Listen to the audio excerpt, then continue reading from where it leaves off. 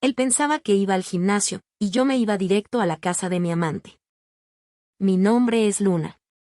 Nunca me ha gustado mi nombre. Siempre lo sentí más poético de lo que soy, como si quien me lo hubiera puesto esperara que yo brillara en la oscuridad, o fuera un faro de calma en la noche. Pero yo no brillo. Yo no guío. Yo me pierdo, constantemente. Me extravío entre decisiones que no entiendo, entre emociones que no sé nombrar, entre versiones de mí que ni yo reconozco.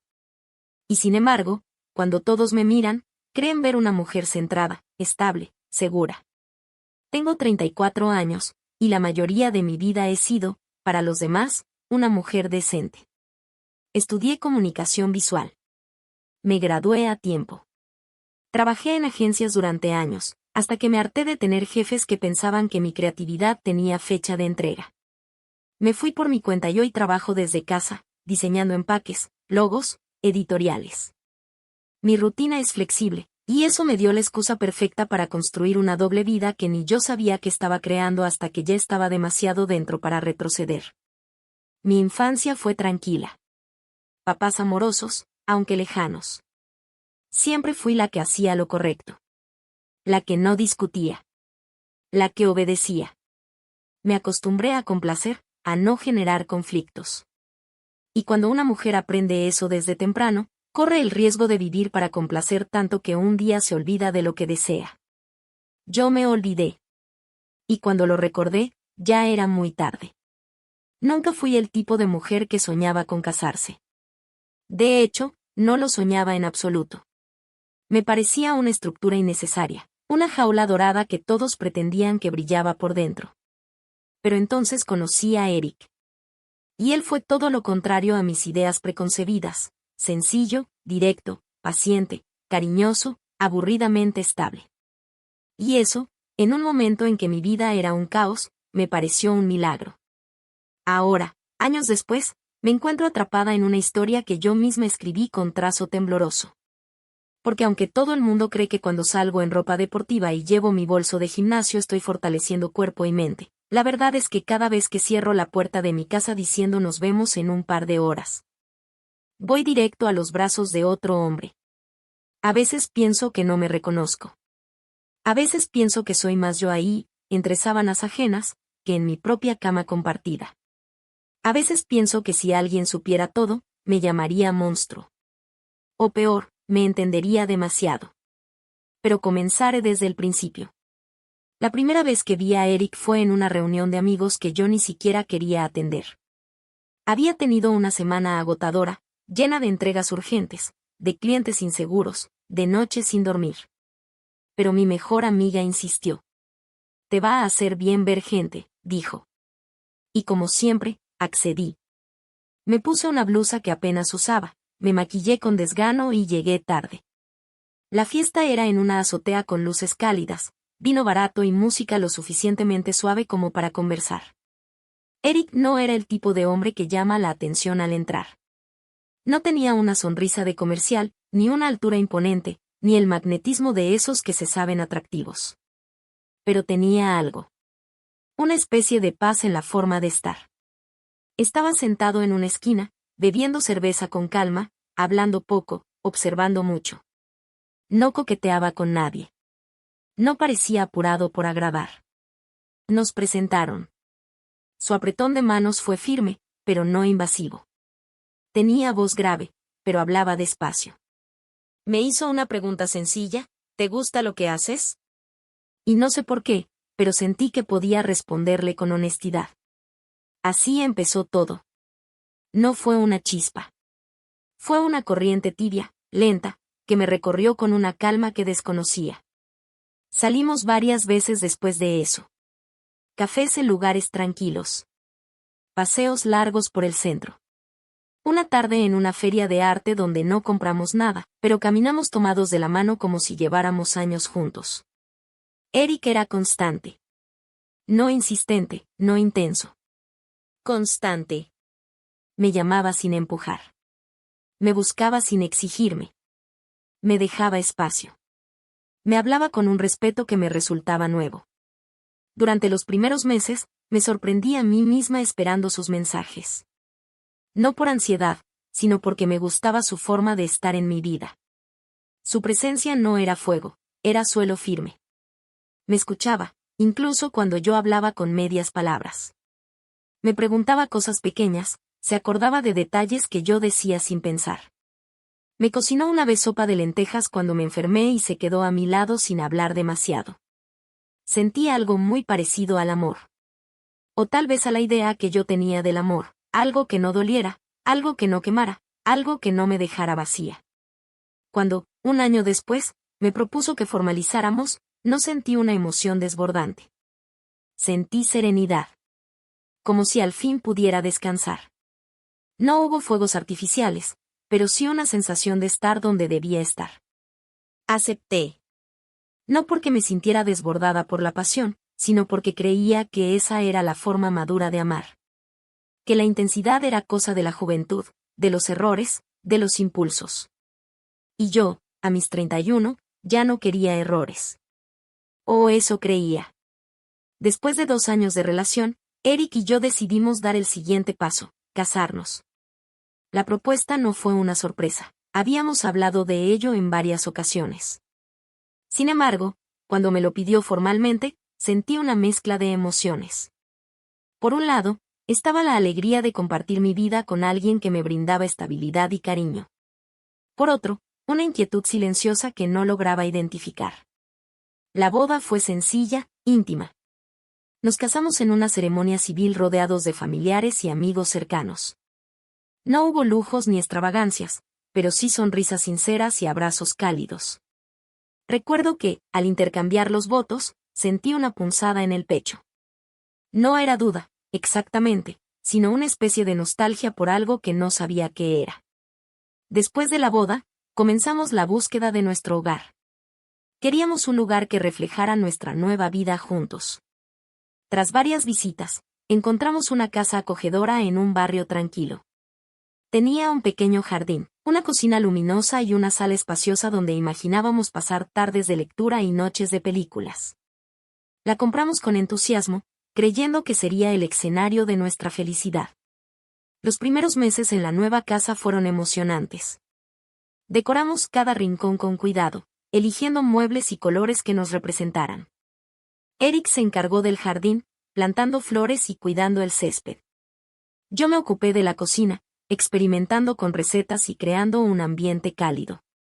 Compartíamos las tareas del hogar y disfrutábamos de nuestra rutina. Sin embargo, con el tiempo, la emoción inicial comenzó a desvanecerse.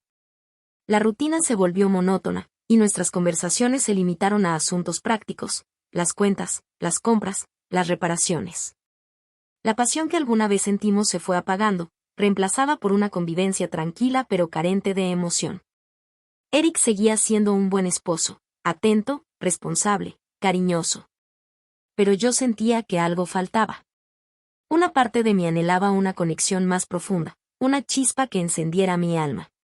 Comencé a preguntarme si la estabilidad era suficiente, si el amor debía ser solo comodidad o también pasión. Intenté ignorar esos pensamientos, convencida de que eran caprichos pasajeros. Me decía a mí misma que debía estar agradecida por lo que tenía, que muchas personas darían todo por una vida como la mía. Pero la inquietud persistía, creciendo en silencio, esperando el momento de manifestarse. Fue en una tarde cualquiera cuando conocí a Iván. Había decidido inscribirme en un taller de fotografía para salir de la rutina y explorar una de mis pasiones olvidadas. El taller se impartía en un centro cultural cercano, y al llegar, me encontré con un grupo diverso de personas, todas con cámaras en mano y miradas curiosas. Iván era el instructor. Alto, de cabello oscuro y ojos penetrantes, tenía una presencia magnética que capturaba la atención de todos. Su voz era profunda y segura, y hablaba con una pasión contagiosa sobre la fotografía y el arte de capturar momentos. Desde el primer día, sentí una conexión especial con él. Durante las clases, intercambiábamos miradas y sonrisas cómplices. Me corregía con paciencia y me elogiaba cuando lograba una buena toma. Comenzamos a conversar después de las sesiones, compartiendo nuestras experiencias y puntos de vista sobre el arte y la vida.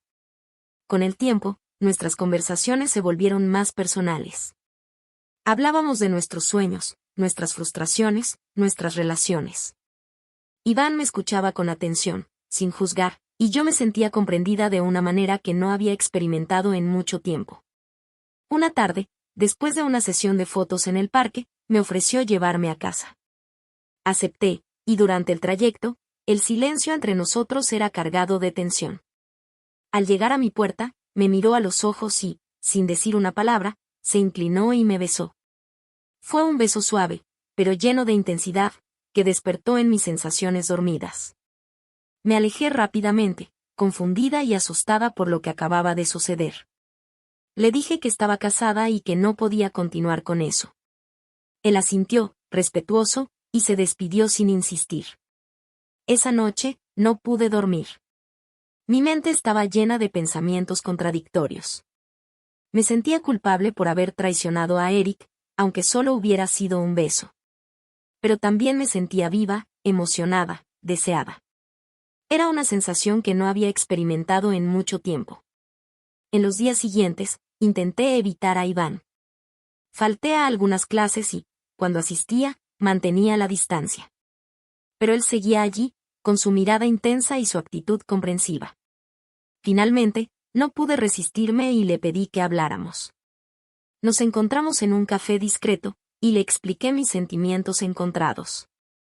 Él me escuchó con atención y me confesó que también se sentía atraído por mí, pero que no quería causarme problemas. Me dijo que respetaría mi decisión, fuera cual fuera. Esa noche, tomé una decisión que cambiaría mi vida. Sabía que lo que estaba a punto de hacer era arriesgado, que podría destruir mi matrimonio y todo lo que había construido con Eric. Pero también sabía que no podía seguir ignorando lo que sentía. Así comenzó mi doble vida. Le dije a Eric que había decidido inscribirme en un gimnasio para cuidar mi salud. Cada tarde, me ponía ropa deportiva y salía con mi bolso, fingiendo dirigirme al gimnasio. Pero en realidad, iba al apartamento de Iván, donde pasábamos horas explorando nuestra conexión, compartiendo risas, caricias y conversaciones profundas. Con Iván, me sentía viva, completa. Redescubrí partes de mí que había olvidado, y experimenté emociones que creía perdidas. Pero también vivía con la constante tensión de mantener mi secreto, de mentirle a Eric, de traicionar la confianza de alguien que no merecía ser herido. Cada día, al regresar a casa, me enfrentaba a la culpa y al remordimiento. Pero también sabía que no podía renunciar a lo que había encontrado con Iván. Era una situación insostenible, una bomba de tiempo que tarde o temprano explotaría. Y sin embargo, seguí adelante, atrapada entre dos mundos, entre la seguridad de mi matrimonio y la pasión de mi amante, sin saber cuál de los dos caminos me llevaría a la verdadera felicidad. Al principio fue un juego, un riesgo calculado que me hacía sentir viva.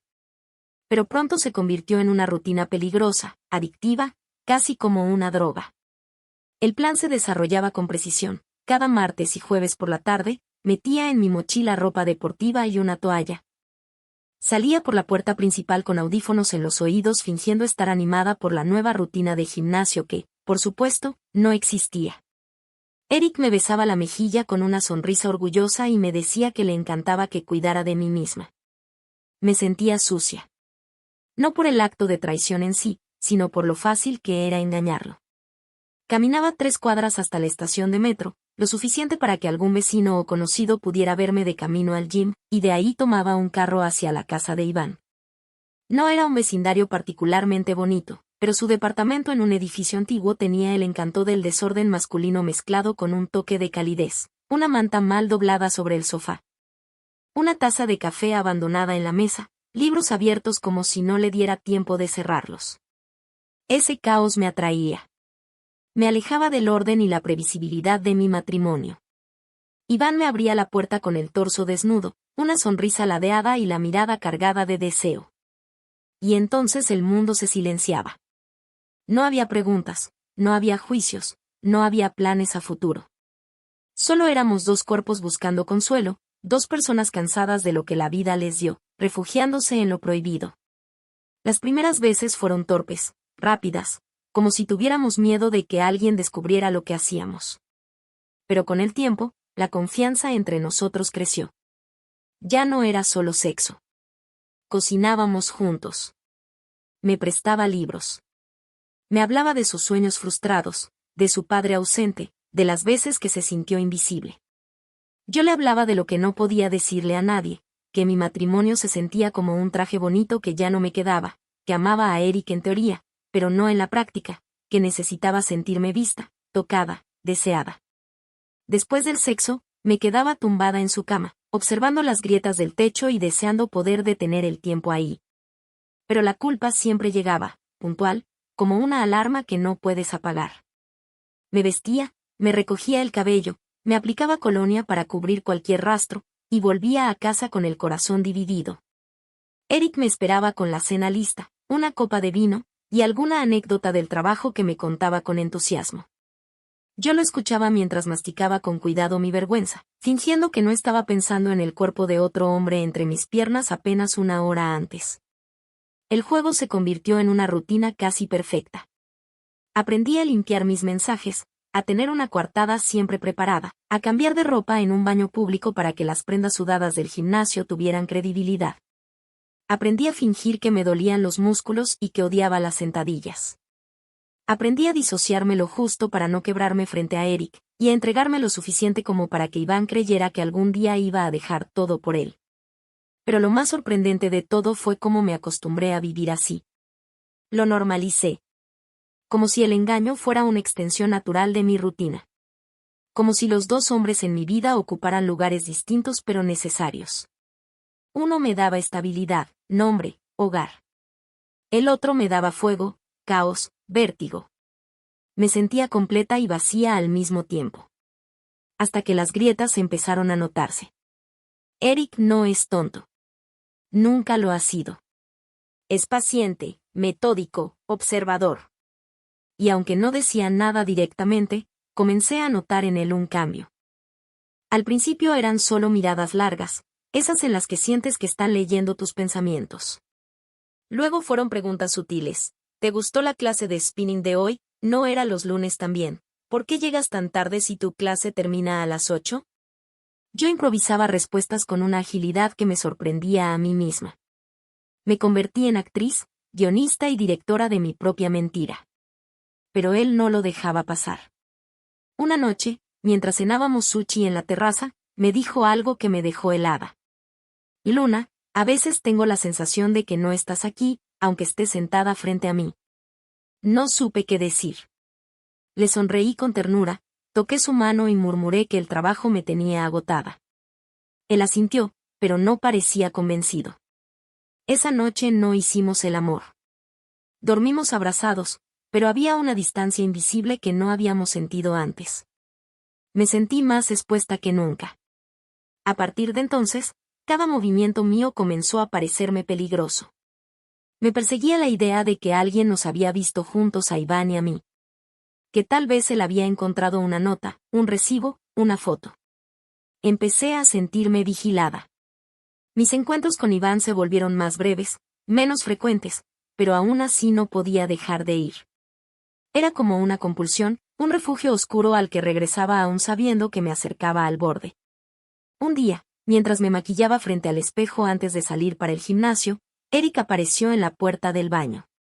Me miró a través del reflejo. ¿Has notado que cada vez te arreglas más para sudar? Me dijo sin levantar la voz. Me encogí de hombros, riendo nerviosa, y dije algo sobre sentirme bien conmigo misma.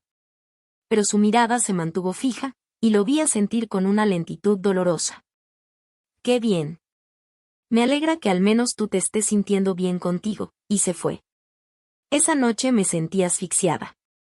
En casa de Iván, ni siquiera pude disfrutar el momento. Tenía la mente en otro lugar, en el olor del perfume de Eric al abrazarme, en la forma en que su voz ya no sonaba como antes. Lo que antes era emoción ahora se mezclaba con ansiedad. El deseo con remordimiento.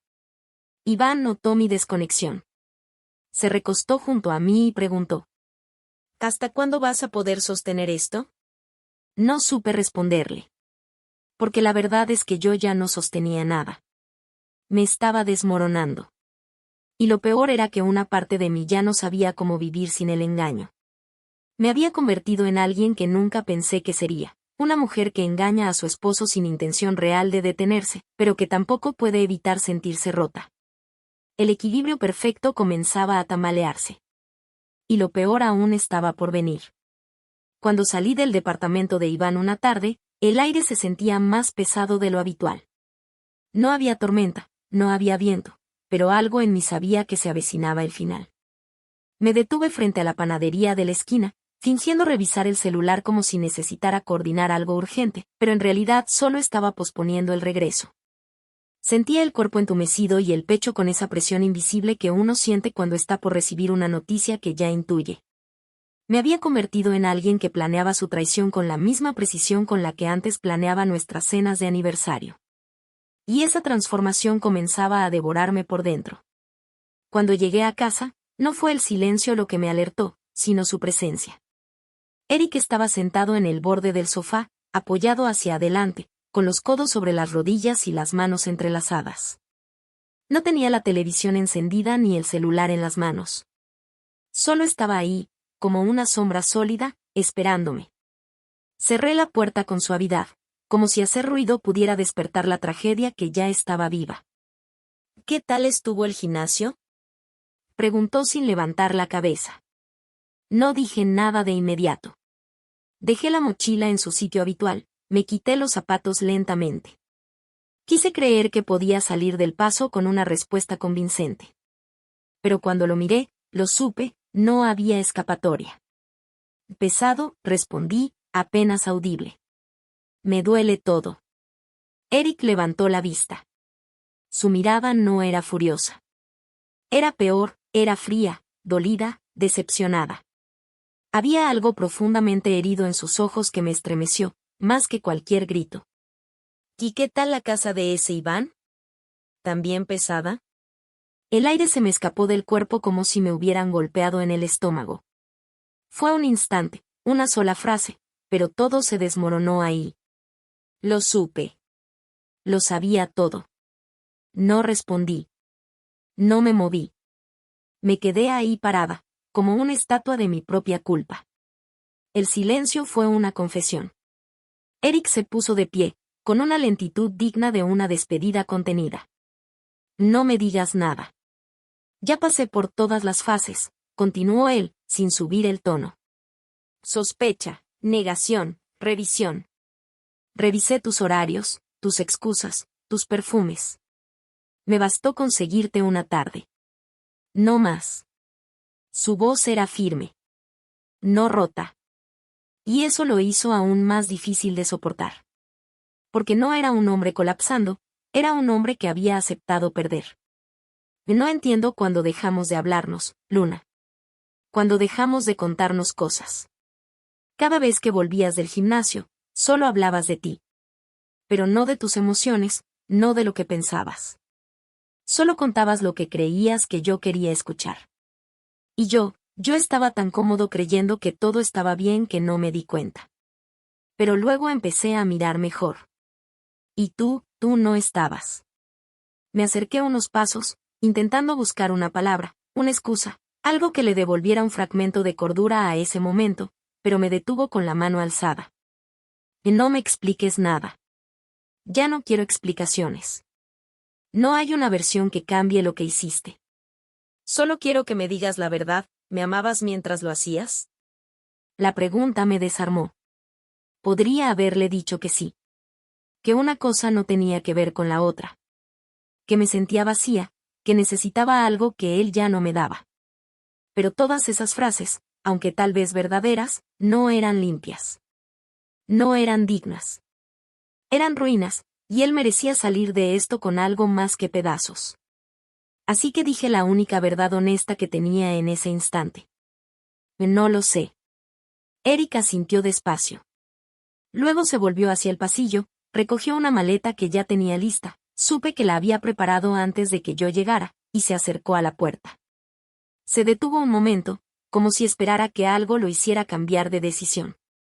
Pero no había nada que pudiera salvarnos. Te amé, Luna. De verdad. Pero no me voy a quedar donde no me quieren, y se fue. El portazo fue suave, pero el eco me sacudió hasta la médula. Me desplomé en el piso de la entrada sin fuerzas para llorar, con una sensación helada recorriéndome los huesos. Las paredes de la casa parecían más grandes, más frías, más vacías. Era mía ahora. Enteramente mía. Y por primera vez en años, no supe qué hacer con eso. Los días siguientes fueron una sucesión de momentos grises, las mañanas sin café preparado, la cama vacía, las toallas húmedas que ya no encontraban a quien secar. Eric no volvió. No hubo llamadas, ni mensajes, ni ruegos. Solo su abogado, que me contactó una semana después para enviarme los papeles del divorcio. Fue tan simple como firmar una hoja. Una firma para terminar años de historia. Una firma que dolía más que cualquier discusión, porque fue silenciosa. Fue final. Cuando la tinta se secó, entendí lo irreversible de lo que había hecho. No era solo una aventura. Era una decisión, aunque disfrazada de impulso. Y esa decisión había tenido un precio altísimo. Iván me preguntó si ahora estábamos juntos. No supe qué responderle. No sé qué hacer.